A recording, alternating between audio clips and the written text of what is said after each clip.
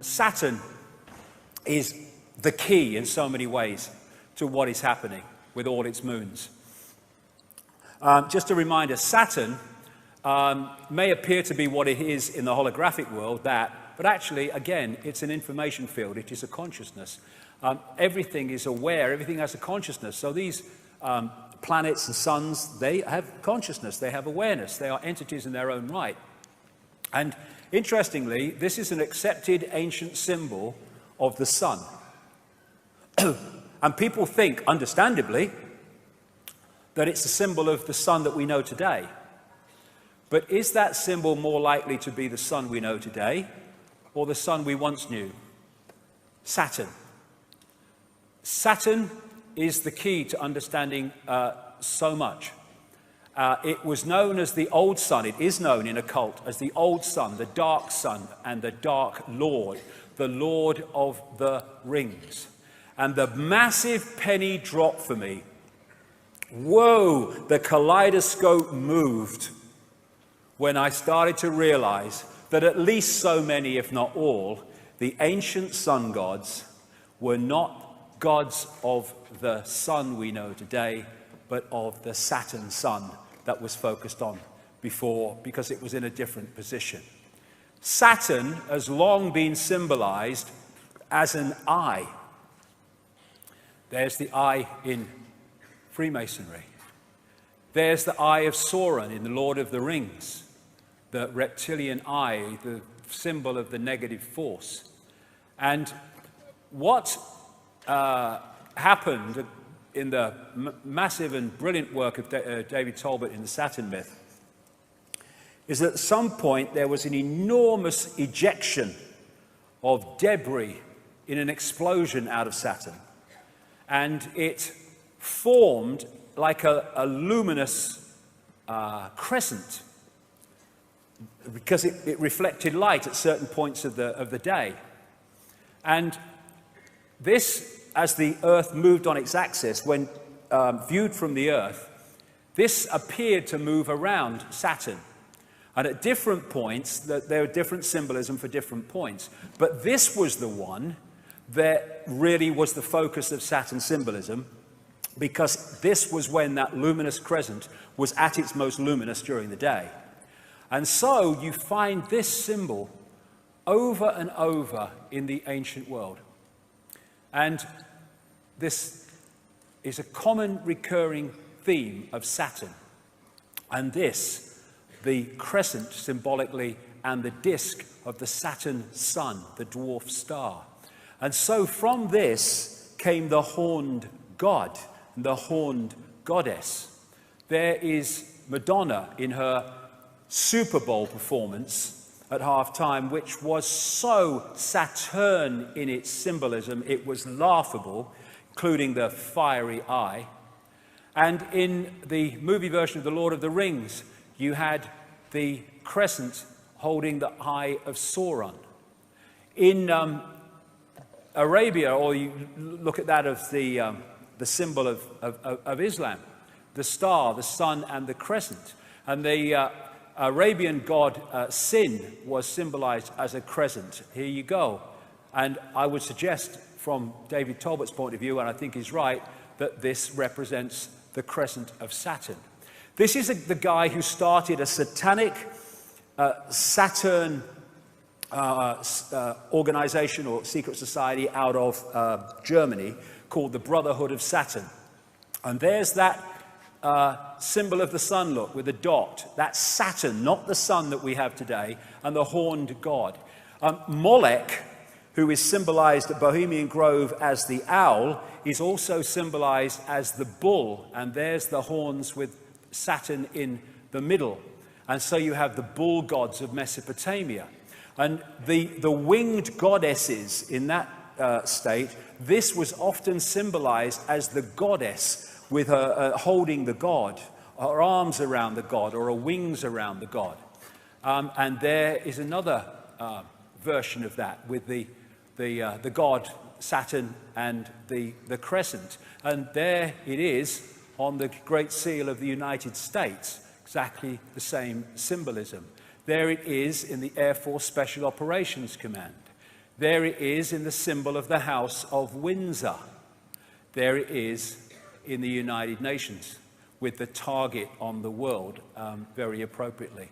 There it is in the eagle of Rome. Here it is in Freemasonry. The flying disc of Egypt and other places is Saturn. And thus you have the Rosicrucian order, which connects into this network, using that flying disc symbolism. And so many of these logos carry the same symbolism. And in her Super Bowl performance, Madonna had the flying disc of Saturn.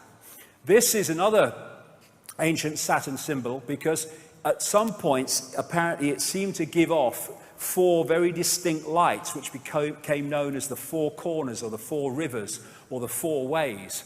And so you find it, because of these bloodlines connecting into all these institutions, you find it in the Roman Church, you find it on the mace in the Houses of Parliament, you find it on the crown, you found it in the Celtic cross, and you find it in one of the major secret societies in the network, the House of Malta. It's known as the Maltese cross.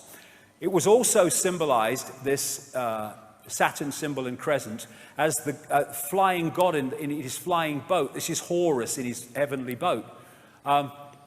This is why it's used in the boats used in Freemasonry. This is a Freemasonic building on the Isle of Wight, funnily enough. And that is massive. I'm not saying Annie Lennox knew it was, just let's do this, it'd be a good idea. But that was massively Saturn symbolism when you watched it play out. Then you've got this symbol of the horned god. Again, Saturn, Satan, as it also became known, which is you find with so many politicians. And Pat Robertson, this so-called Christian evangelist, yeah, okay. And talking of horns and horned gods, in astrology, Saturn is connected to Capricorn, and so one of the Saturn symbols is the goat. This again is the great Freemasonic historian Manly P. Hall, who said Pan, the goat god, was a composite creature, the upper part, with the exception of his horns, being human, and the lower part in the form of a goat. The god himself is a symbol of Saturn, because this planet is enthroned in Capricorn, whose emblem is a goat. That is what that is. Baphomet, worshipped by Satanists. It's a symbol of Saturn. And I'm going somewhere with this, because I'm going why they're focused on Saturn. So you have Baphomet, you have Beyonce, the wife of Jay-Z, with this big Baphomet ring, which is performing. You have Baphomet-dressed Lady Gaga, Baphomet-dressed Madonna, and you have Baroness Philippine de Rothschild from the wineries in France with a massive Baphomet necklace. And this is from the front cover of the Saturn myth, with the symbolism described of these lights that went off from Saturn at certain points, with the 4 main ones there. And there it is symbolized on one of these ancient tablets. And in St. Peter's Square, that is a mirror of the way that Saturn symbol looks. And there it is on the thing that he has his biscuit in, there, when he's doing his stuff. Now, this is inside the Mother Lodge of Freemasonry in Great Queen Street. Great Queen was the name of the Babylonian goddess, in London. Because, this will become significant in part 3, this crescent holding the sphere also became symbolized as twin pillars. And so you have Saturn, there's the crescent, being held up by the twin pillars. This is in one of the Freemasonic centers of the world in London. Numerologically, digitally, Saturn is number 8, and this has led to symbolism of Saturn in terms of the spider. Thus you have, in Madonna's Super Bowl performance, the winged disc symbolized with a spider in the center. Now this is fascinating. This is called the magic square of Saturn. And it's also, not by coincidence, the magic square of Freemasonry. And it's magic because of this reason. If you go that way, that way, that way, that way, or that way, or that way, all the numbers in the 3 blocks in line add up to 15. And in numerology, you keep adding numbers until they become a single number. And so 15 in numerological terms is 6. So 666, 666 in all directions. And the black and white squares, for reasons I'll have to go into in detail in a book, because, there's so much to get through today, also relates to Saturn. And so you have them in Freemasonic temples, black and white squares, and you have them in the major cathedrals, like Westminster Abbey and stuff, because of this connection I'm talking about. Now, this is called the sigil of Saturn. And they get this symbol by drawing in the magic square of Saturn from 1 to 2, and then to 3, from 4 to 5 to 6, etc. That's how they get it. Now, you turn that straight up, and that's what that is. It's the sigil of Saturn. And this is a major symbol of Saturn going way back, the six-pointed star. It just so happens to be the very symbol from which we get the name Rothschild, one of the major families in this network, because they used to be called Bauer. They lived in Frankfurt in Germany. But they had this red six-pointed star hexagram on the front of their house, and they changed their name to from Bauer to Red Shield in German, Rothschild, red sign or red shield, Rothschild. So they're named after this very symbol. And it was they that created Israel, not on behalf of Jewish people, on behalf of their bloody agenda that treats Jewish people with as much disdain as any of the rest of us. And so you have their symbol on the flag of Israel. They use the six-pointed star so much in law enforcement. This is on a public building in Toronto, right in the center of the six-pointed star. There's the horned god. There's the sheriff and a medal. There is the six-pointed star representing Saturn on an ancient clay depiction. And there it is on Credo Mutwa's 500 to 1,000-year-old Zulu hand symbol. If you do that on the dollar bill, you get the six-pointed star, and those letters make an anagram of Mason, interestingly. Inside the Great Mother Lodge of Freemasonry in Great Queen Street, London, there is the Twin Towers, symbolic of the crescent, and there is Saturn again, the six-pointed star. Now, of course, the Roman Church and Christianity, that is anti-Freemasonry and anti-secret societies because they're naughty, but it's on his bloody fish hat, look, right? They're everywhere because the same force is in control. Here you go, I have a bit more Madonna, there you go. And on the Great Seal of the United States, those 13 stars make up a six-pointed star, not by accident. And therefore, again, we keep coming back to this, all these different areas of society are in the end focused on one thing. Satanism is Saturnism.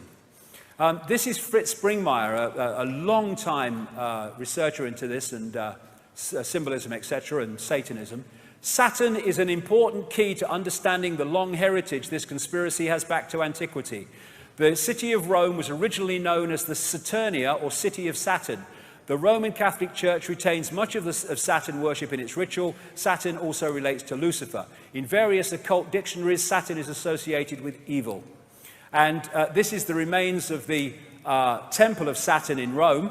And just next to this is this place called Capitoline Hill now, but before that called Mons Saturnus, the Hill of Saturn. And this is a very symbolically important place to the bloodlines. And this whole thing about the skull and bones, Capitoline Hill comes from caput, meaning dead, because they were supposed to have found a human skull there, and they call it caput, Capitoline Hill. That's why we say kaput when something's dead. And you have the theme in Christianity of Golgotha and Calvary, the place of the skull, hill of the skull. And Capitoline Hill became Capitol Hill when the bloodlines moved in on America. Now, in the North Pole, the northern pole of Saturn, is a permanent storm which takes the form of a hexagon. And this has been found by the Cassini spacecraft, and I think the Voyager one before that in the early 80s. And the hexagon also is an expression of the hexagram, or of the six-pointed star. because all these different symbols that I'm going to talk about now are different expressions of the same frequency state.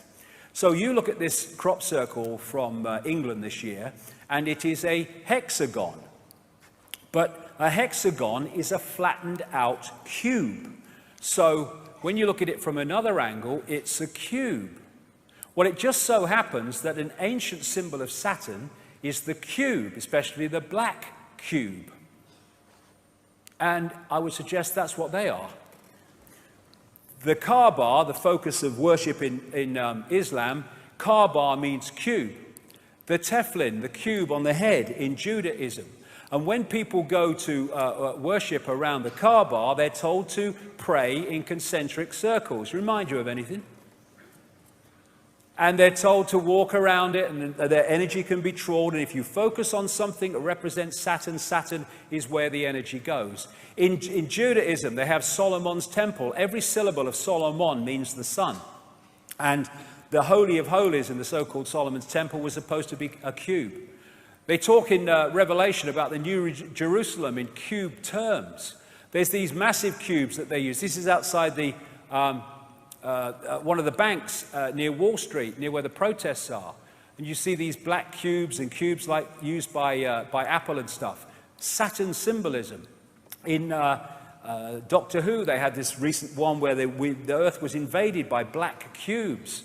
Star Trek, you had the Borg, who were these cyborg-like, exactly as the are described by the Gnostics of the Archons, and they used to move around in these cubes. If you geometrically represent the cross, then it is a flattened out cube. When you look at the depictions of these people, not Lady Gaga, but others, these religious leaders with the halo, well, that comes from Saturn as well, that halo when that luminous crescent was in that position. Astrologically, that's the symbol of Saturn. And what they symbolized this as was the sickle and the hammer. And when the Rothschilds created the Soviet Union, provable fact if you look at the evidence, they used the symbol of Saturn as the symbol of the Soviet Union. There's that symbol on this guy from the Brotherhood of Saturn. The Jesuits are a major secret society in this global network, and there's the symbol of Saturn in their symbolism very bloody clearly. The snake on the cross also relates to this in some ways. Now, this is going to take us forward here, because the god of Saturn of the Greeks was called Kronos. And Kronos was, because he was the god Saturn, the sickle, the scythe, was represented as holding the scythe, and also he was depicted as the god of time. And he had the beard, the white beard, and he became Old Father Time. That's Kronos, that's the god of Saturn. He also became the Grim Reaper, because Saturn is the planet, I say, son of death. And Kronos became crown, a symbol of the bloodlines. Kali, a goddess related to Saturn, it was called the Black One, and the goddess of time, depicted with a protruding tongue. There's Madonna again. I mean, she must have the bloody book she works through, this one. The god El, the Hebrew god El, was their god of Saturn. So El and Elohim are demiurge and archons, I would suggest. So we have archangels, Michael, Gabriel, Uriel, Raphael, another name for Jesus, Emmanuel. We have the Gospels, Chapel, elders, elevated to the priesthood, elections where pawns are elected to serve the elite. We have Isis, Ra, El, all names relating to Saturn. Saturn, Kronos, Satan, Black Sun, Dark Lord, they're all the same thing, the expression of this force. And here you have Moloch, that they worship at Bohemian Grove, and he is a god of Saturn, this recurring theme. They also represent Moloch as a bull, as I said earlier, and so you have that as the symbol of Wall Street. And the golden calf in the Bible is Moloch, Saturn. The Greeks talked about Saturn used to eat his own children. And here's the colors of Satanism and the colors of Saturn, black and red, same as the royal protocol. the robes of the judge, the robes of the clergy, the square hats of universities, the hammer that the judge uses, it's all Saturn symbolism. You see Saturn profusely used in symbolism of the corporate world. And this, well, this earth, wind and fire, they got the bloody set. There's the eye, there's the six-pointed star, there's the step pyramid, there's the winged disc, and there's bloody Saturn. And then, therefore, you look at religions and secret societies and Satanism, they're worshipping Saturn. Then you look astrologically, in other words, energetically. Banking is astrologically ruled by Saturn. Politics and institutions of state at all levels, astrologically ruled by Saturn. Corporations, astrologically ruled by Saturn. Law and court system, astrologically ruled by Saturn. Science, astrologically ruled by Saturn. Saturn worship, Satan worship. And it's interesting that you have the god of Saturn, Kronos, with the beard, and all these bloody religions, they have bloody beards. And then you have God depicted as a man with a white beard on a cloud or on a throne. And there's God, Charlton Heston type God. That's Yahweh depicted with a beard and stuff. And then we have Santa with the white beard. Santa, anagram of Satan from Saturnalia. Saturnalia was a festival in Rome where they worshipped the god Saturn, and they gave, it was in the same period to the run-up to our Christmas, and they gave gifts, they decorated trees, and they hung sprigs of bloody holly. So that is Saturn symbolism, a man with a white beard.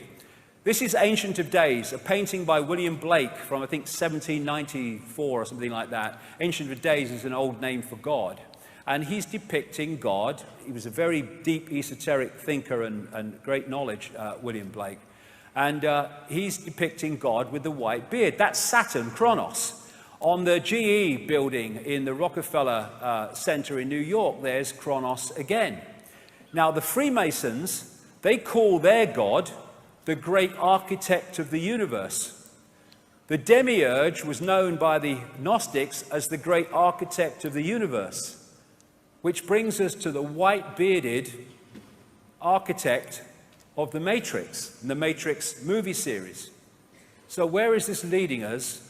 Well, again, this needs to go, if we're going to go anywhere with this, because I'm going into fantastic areas here, but this is where the information has taken me very, very clearly. And the hardest thing to see is what is in front of your eyes, as this man rightly said. The Gnostics talked about the fact that the archons make something appear to happen that does not actually happen. They can induce a virtual reality experience. The Islamic people and pre-Islamic people talk about the jinn manipulating humans by creating illusions. I was in New York in 2010, and someone took me to the subway station for Ground Zero. And when I saw it, it was like, whoa, it hit me big time. There was, first of all, this eyes all along the platforms, but there is this massive depiction of the world on the floor, and then there's an eye, and going out from this eye are these broadcast transmissions. And that hit me so powerfully. And Neil Haig was with me, and we kind of looked at each other and said, that's Saturn, isn't it? And remember, physicists have said only this last few days, they may have evidence the universe is a computer simulation. Well, I say that it's a virtual reality, which has been hacked into, and that hack is the reality that we're experiencing, the fake reality. And that hack, I say, comes from Saturn. Because I'm saying that these rings are actually a massive broadcast transmission system which is broadcasting a fake reality within the frequency range that we are decoding, and therefore we are picking up that fake reality. When the Cassini spacecraft arrived at Saturn in 2004, found many things that was unexplainable. You know, things like the hexagon North Pole storm and stuff like that. But they also found extraordinarily powerful sound coming from Saturn. This is part of what they recorded.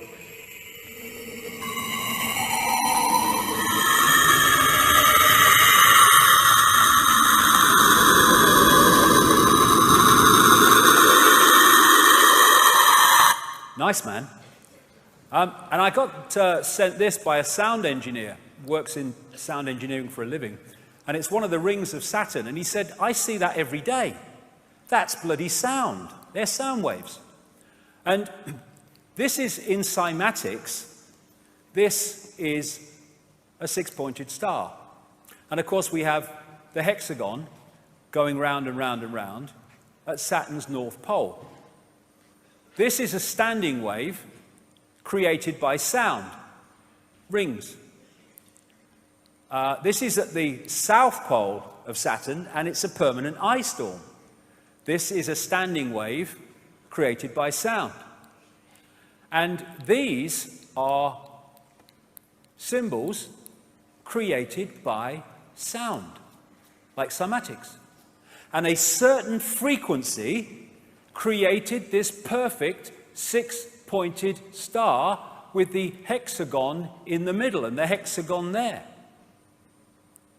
Therefore, the sound creates the frequency, creates the symbol, and in the same way, the symbol represents the sound and the frequency.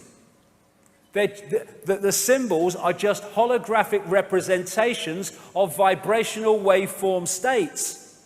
I would suggest in these symbols cases, representatives of the sound frequency coming off Saturn. Same with all these symbols and numerological manipulations. The sound and the symbol are different expressions of the same thing. Thus, if we, in the holographic realm, are constantly bombarded with these symbols, it is on an energetic level feeding us the frequency field of what they represent. And Saturn, when described pre-cataclysmic, didn't have rings. So where'd they come from? Well, maybe it had rings, but it weren't rings we could see. We can see them now. Well, this guy, Norman Bergeron, has a long, he's in his 90s now, I think. He has a long, long history in space research, technological research, going way back. And his life changed when he started studying the pictures that came back from the Voyager 1 and 2 space expeditions to Saturn. They arrived in 1980-81. Because when he studied them, he realized there was something very strange about Saturn's rings. And he said this in his book, The Ring Makers of Saturn. Several years ago, a number of folks in the astronomy and physics world began theorizing that these rings had to be much younger than the universe, perhaps only about 100 million years old. But one pair of pictures shows a change in 5 minutes. An impression is conveyed that the latest reported measurements purport to be the true ones, when in reality, all might quite nearly be correct at the time of observation. General reluctance to accept variable ring system geometry occurs because of apparent failure to identify a physical mechanism suitable for producing recurrent change. In other words, classic mainstream science, if we can't explain it, we'll kid ourselves it doesn't exist. And he also found these in the pictures coming back from Voyager, and the Cassini ones found them too. And he calls them electromagnetic vehicles, and they are massive. Some of them several times bigger than the Earth. But again, we need to move our sense of perception. In terms of size representation, this is the Earth against the size of Saturn. They're not talking the same perception of big in terms of outside of the Earth. And here are some of the other pictures of these electromagnetic vehicles picked up by these NASA craft. Why aren't they all in the papers being talked about? You'd think, what the hell is this? No, nothing. Thanks to Bergeron, we've seen their existence. This is the Hubble telescope. Let's pick one of them up. Look at the size of the bloody thing. And here's a few Cassini spacecraft pictures, still pictures put together. What the hell is that? Exactly what Bergeron was describing from Voyager. And this is the other thing. He found pictures of stuff spewing out of these electromagnetic vehicles into the rings of Saturn and bloody making them or extending them. And what is said to be in the rings of Saturn, I guess thus that's why we can see them, is like ice and stuff. I think, and I would suggest that eventually they will realize that there is a crystal substance being put into those rings that has a dramatic impact on their ability to transmit information. In 2009, NASA released this picture, which is a ring around Saturn, which is from 3.7 million miles out to 7.4 million, and that ring could encompass 1 billion Earths. I suggest that there are rings that we can see, but there are sound rings that we can't see that are coming out across, and we're picking them up. They make something appear to happen that does not actually happen. They can induce a virtual reality experience. The Saturn matrix, as I call it, is a frequency band which we are decoding as a fake reality. And I suggest, my view, we will find that the edge of that frequency band is what we call the speed of light.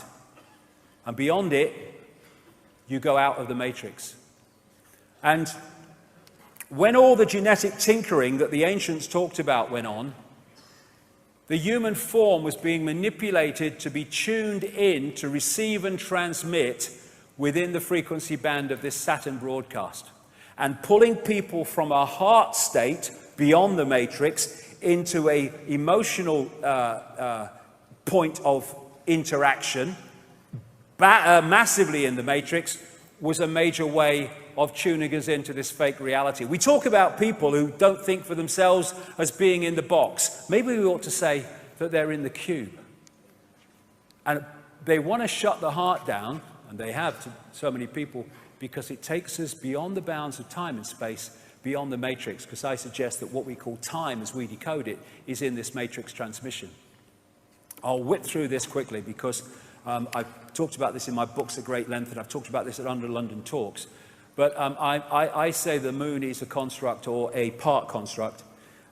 This is a book called Who Built the Moon by Christopher Knight and Alan Butler. It's absolutely brilliant in the way that it puts the case for the moon not being real in terms of a natural body. But interestingly, what they find in that book is the mathematics and geometry between the sun, the moon, and the earth are fantastic in terms of their synchronicity, and it does not apply in any way to the rest of the solar system. And the Gnostic writings found in Nag Hammadi in 1945, 1,600 years old or more, say that this is a separate system operating within the Archon system of the inorganic universe.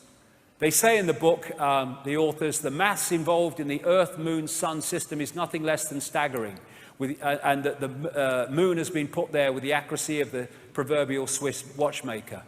So when viewed from the Earth, it's the size of the sun at an eclipse. The BBC did a program, Do We Really Need the Moon? And it said the moon is now in a perfect position to sustain life on Earth in its effect on the Earth, but it's just a coincidence. I think not. We only see the near side of the moon. We don't see the far side of the moon.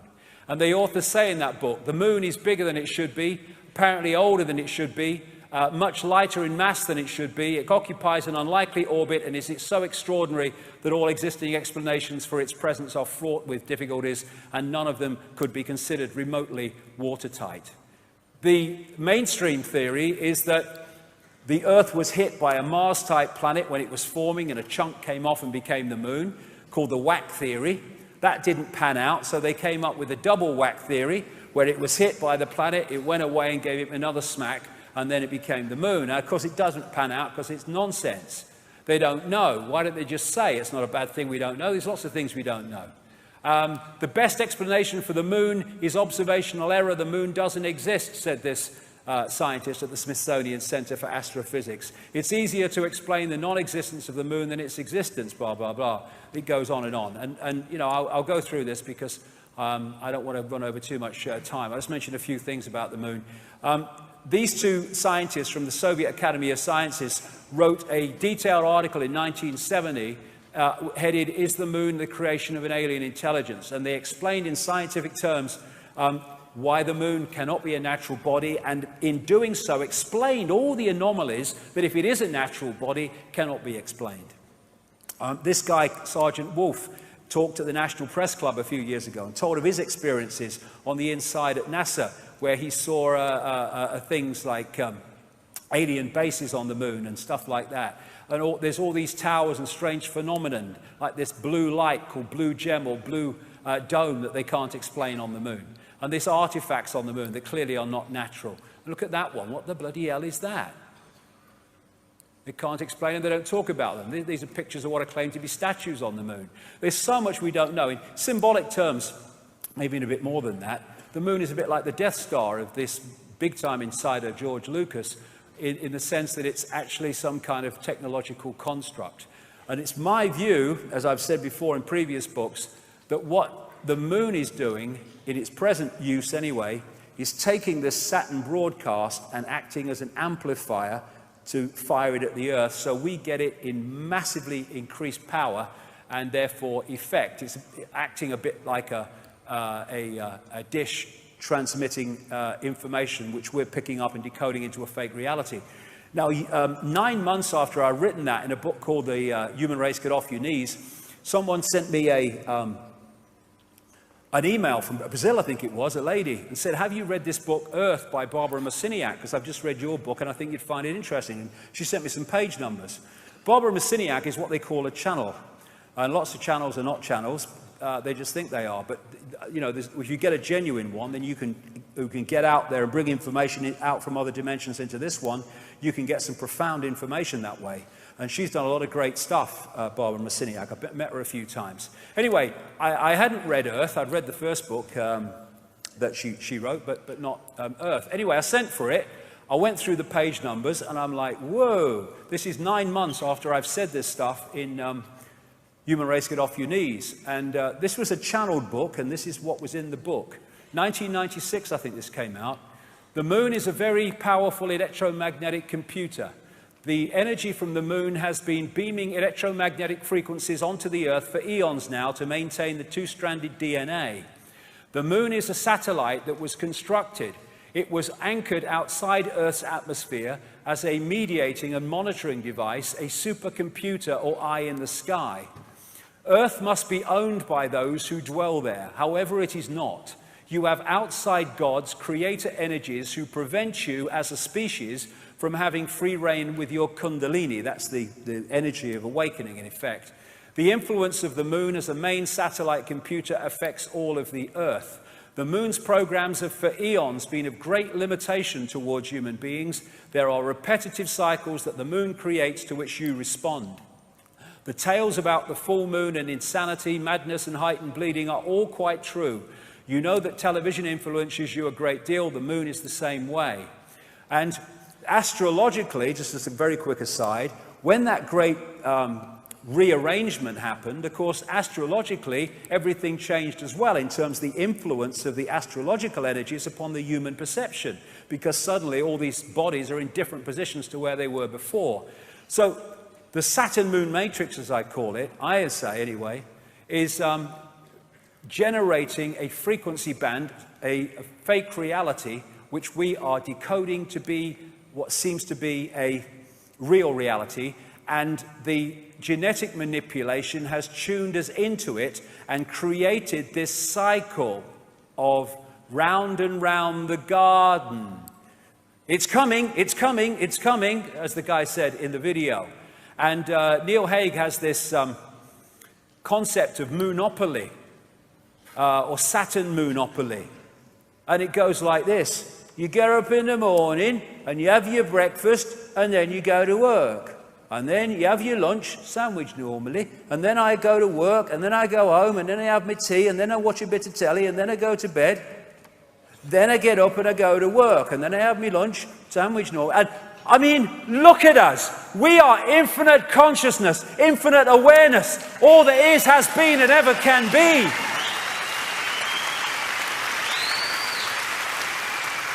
Is that all we are capable of? No. But we are locked into these cycles to which we respond. No response. See it as you couldn't see it before. An end to work, buy, consume, die. That's what that is. And this matrix creates a firewall that holds us from seeing further into the energy field and holds us in this tiny frequency band we call visible light. What they've done is taken the universal energy field, the universal construct, and they have hijacked, hacked into it, and they're feeding a fake reality to us from within that construct. And therefore it's gold. Oh, my life's in a terrible state. I'm just making adjustments to my life. Oh, life's great. And they're all freaking illusions. We're like in this wall. You know those scientists that have been suggesting in the last few days that the universe might be a computer simulation? They actually said, like a prisoner in a pitch black cell, we may never be able to see the walls of our prison. Why? Because they are vibrational walls, and I suggest that they are the speed of light, which is not the fastest speed. Sorry, Einstein, mate. It's pedestrian. We're talking all possibility, darling. And so when we look into the night sky, are we seeing what's real, or are we seeing a projection? I talked in I think it was my last book or the one before that. I had a profound experience as a little boy when I was first taken to the London Planetarium, when I looked and saw the night sky on the roof of the planetarium, and it looked so bloody real. And it's hit me, and it's never left me, that actually when I look at the night sky, that ain't actually what I'm looking at. Firewall. All that we see or seem is just a dream within a bigger dream. Is this the real life? Is this just fantasy? Caught in the landslide, no escape from reality. Open your eyes, look at the skies and see.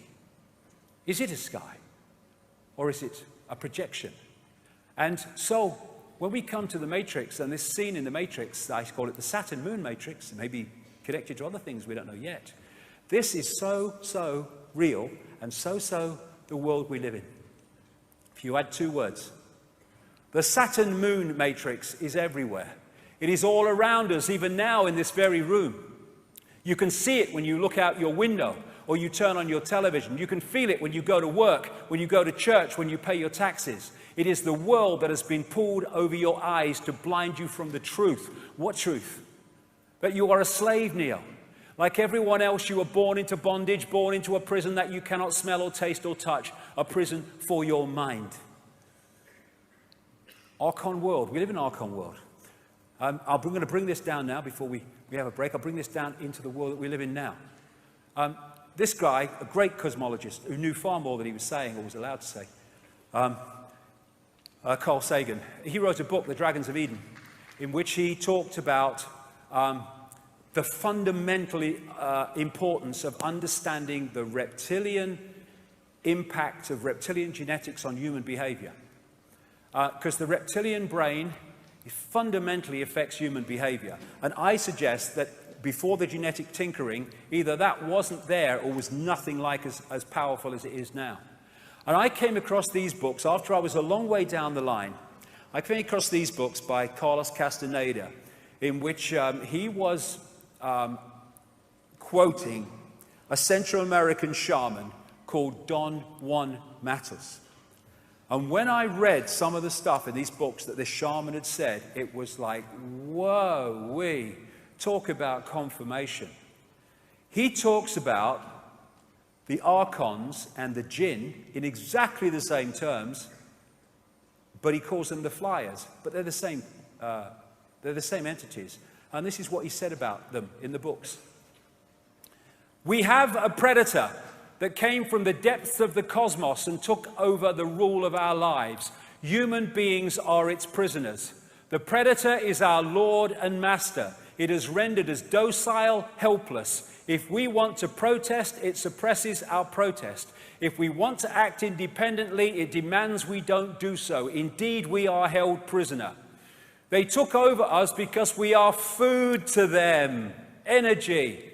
And they squeeze us mercilessly because we are their sustenance. Just as we rear chickens in coops, the predators rear us in human coops, human eros.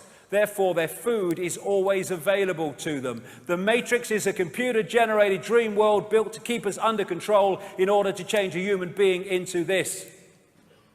Think, Matt has said, for a moment, and tell me how you would explain the contradictions between the intelligence of man the engineer and the stupidity of his systems of belief, or the stupidity of his contradictory behavior.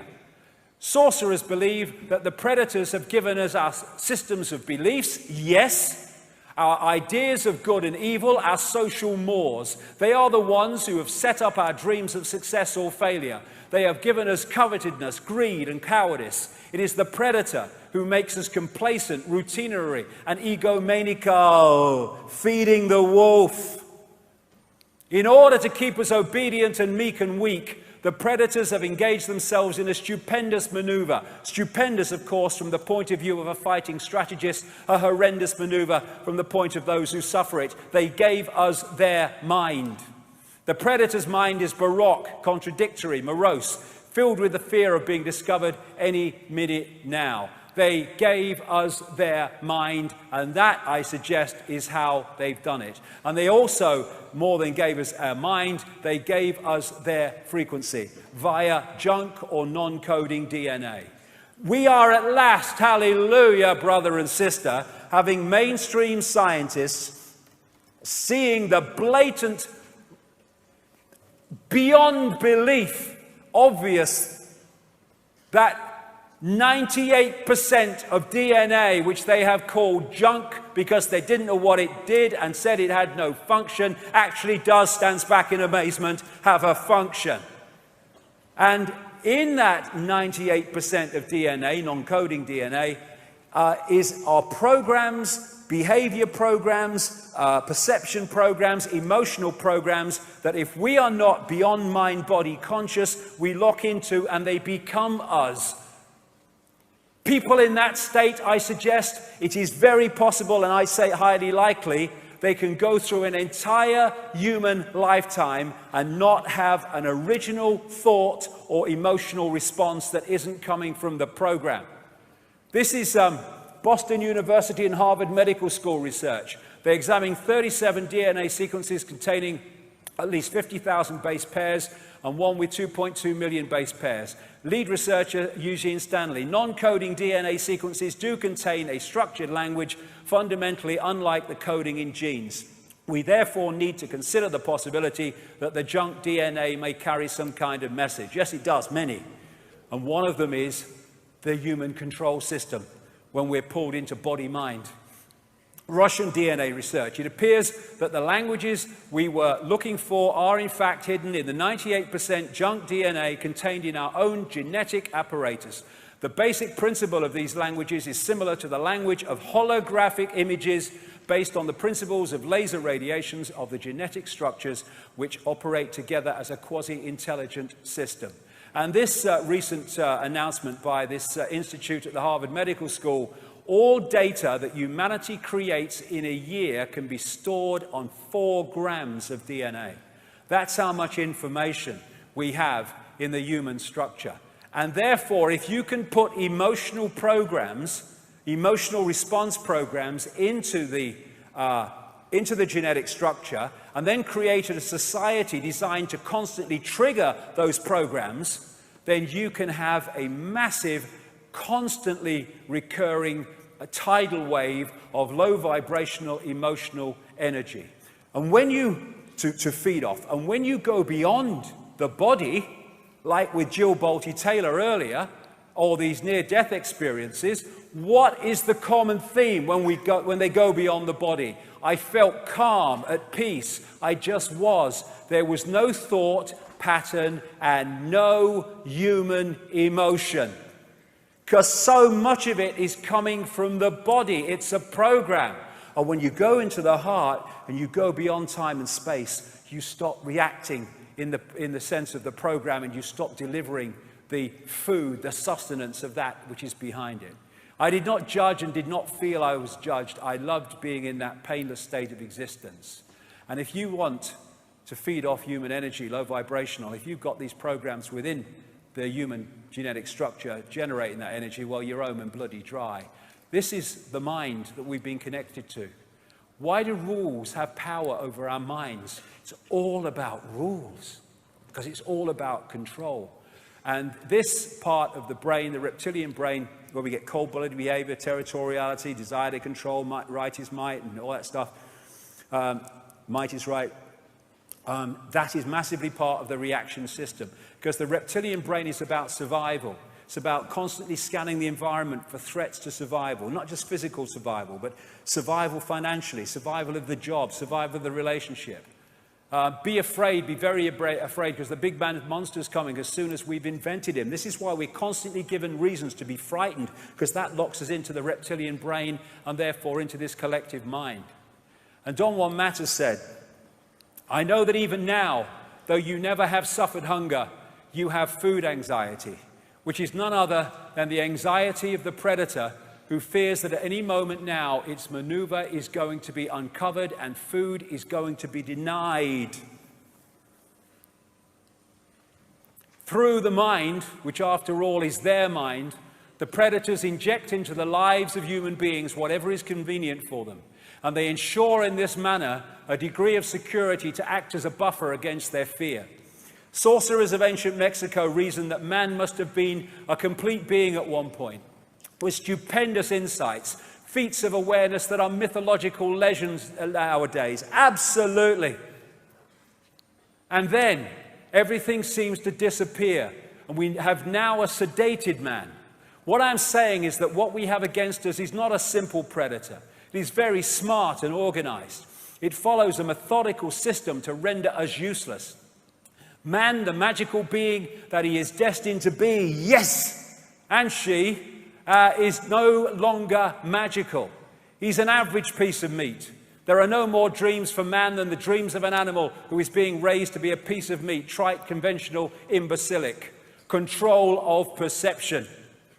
And if you look at the Avatar movie, it is so symbolic, because you had the Heart Society, and it was taken over. This connected society of greater awareness was taken over by this left brain, merciless, heartless invasion by, symbolically, Earth troops with their technology and all that stuff. And you even had the symbolism of these invaders infiltrating the Blue People Society by operating inside an outer shell of blue people so that they didn't know that they were being infiltrated.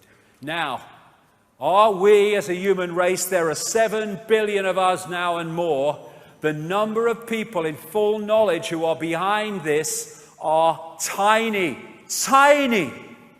And they can only do it by dividing and ruling us. Are we going to stand up, come together and face this, or look the other bloody way and go on walking into a level of enslavement that would make George Orwell bloody wince? As Martin Luther King said, a man can't ride your back unless it's bent. Freedom is the sure possession of those alone who have the courage to defend it.